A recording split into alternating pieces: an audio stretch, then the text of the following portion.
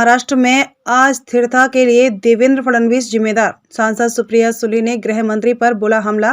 सांसद सुप्रिया सुले ने आलोचना करते हुए कहा कि महाराष्ट्र अस्थिर हो गया है और खुफिया विभाग की विफलता के लिए गृह मंत्री देवेंद्र फडणवीस जिम्मेदार हैं। 26/11 हमले के शहीदों को श्रद्धांजलि देने के बाद सुप्रिया सुले ने राजनीतिक हमला पर टिप्पणी की। उन्होंने यह भी कहा कि अगर सत्र में मराठा, धनगर, लिंगायत और मुस्लिमों के लिए आरक्षण पर कोई बिल आता है तो हम पूरी ताकत से सहयोग। इन योद्धाओं ने अपने परिवार की चिंता किए बिना देश के लिए योगदान दिया। दुनिया 26/11 को कभी नहीं भूलेगी।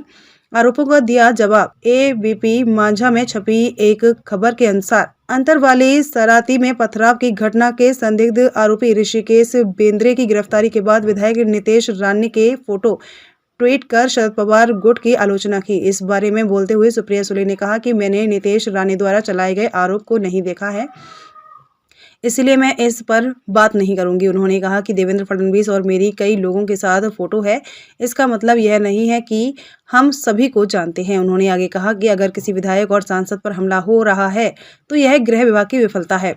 फडणवीस पर साधा निशाना। मैं फडणवीस के इस्तीफे की मांग करता हूं। यह व्यक्तिगत कारण से नहीं है। यह फडणवीस की गलती नहीं है कि बीजेपी सांसद पर पत्थर फेंके गए, लेकिन उन्हें नैतिक जिम्मेदारी लेनी चाहिए।